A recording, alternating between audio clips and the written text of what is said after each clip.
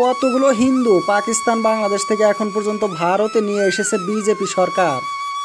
বিদেশের হিন্দুরা অত্যাচারিত, তাদের উপর অনেক জুলুম হচ্ছে, তাই আফগানিস্তান পাকিস্তান বাংলাদেশের হিন্দুদেরকে ভারতে নিয়ে আসা দরকার।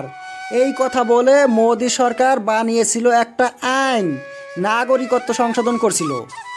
আপনারা প্রস্তুত থাকুন, 1 কোটি শরণার্থী পশ্চিমবঙ্গে আসবে।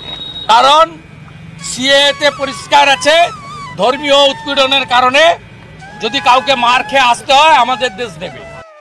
এমনি মোদির প্ল্যান ছিল বাংলাদেশ থেকে হিন্দুদেরকে নিয়ে আসা। তার মধ্যে শেখ হাসিনার বিরুদ্ধে বাংলাদেশে যখন আন্দোলন হইল, এমন অবস্থা যে বাংলাদেশের হিন্দুদের উপর অনেক জুলুম করা হয়েছিল, তাই শুভেন্দু অধিকারী বলছিল বাংলাদেশে যে 1,30,00,000 হিন্দু রয়েছে, তার মধ্যে 1 কোটি ভারতে আসবে, 1 কোটি।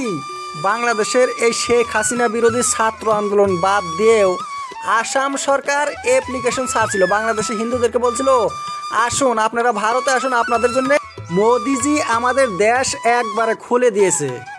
কিন্তু কতজন বাংলাদেশে হিন্দু অ্যাপ্লাই করেছিল আর কতজনকে ভারতীয় নাগরিকত্ব দেওয়া হয়েছিল? সারা ভারত জুড়ে আন্দোলন হয়েছিল এই নাগরিকত্ব সংশোধনী আইন সিএ এর বিরুদ্ধে। অনেক কষ্ট করে বিজেপি বানিয়েছিল এই আইন। প্রথমে লোকসভায় পার্লামেন্টে বিল পাশ করেছিল, তারপরে রাজ্যসভায়, তারপরে নিয়েছিল রাষ্ট্রপতির শাসন। কিন্তু কতখানি লাভ করে দিয়েছে, কতগুলো হিন্দু নিয়ে এসেছে।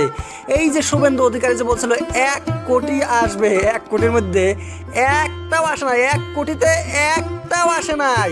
আর আসাম সরকার 1,30,00,000 বাংলাদেশিদের জন্য যে ফর্ম ছেড়েছিল, তার মধ্যে মাত্র 39 জনে অ্যাপ্লাই করেছিল, 39। আর 39-এর মধ্যে মাত্র 2 জনকে নাগরিকত্ব দেওয়া হয়েছে ভারতের। এটা জানিয়েছিল আসামের বিধানসভায়। মাত্র 2 জন। এত কষ্ট করে বাংলাদেশ পাকিস্তান থেকে নিয়ে আসবে হিন্দু, আফগানিস্তান থেকে আনবে, তার মধ্যে আসছিল মাত্র 2 জন। এই যে বলছিল হিন্দুরা অত্যাচারিত বিদেশে, তাই হিন্দুদেরকে ভারতে নিয়ে আসা দরকার। মুসলমানরাও তো অত্যাচারিত, সুইসাইড বম্বে কতগুলো মানুষ মারে। অনেক ফেরকা রয়েছে মুসলমানদের মধ্যে, এক ফেরকা আরেক ফেরকার বিরুদ্ধে বম দিয়ে দিয়ে মারে। এই মুসলমানদেরকেও তো নিয়ে আসা দরকার ভারতে, যারা অত্যাচারিত, কিন্তু মুসলমানদের কথা চিন্তা করে নাই। বিজেপির আরো উদ্দেশ্য হয়েছে মুসলমানদেরকে বিদেশি বানিয়ে তাদেরকে জেলে ভরে রাখা বা বাংলাদেশে পাঠিয়ে দেওয়া।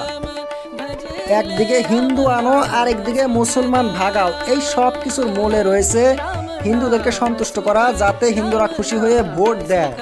ভোটের সময় নরেন্দ্র মোদী একবার সেই বাংলাদেশে গিয়ে 2 দিন পূজা করেছে, বিদেশে পূজা করেছে দেশের ভোট কালেকশন করতে গিয়ে মোদী।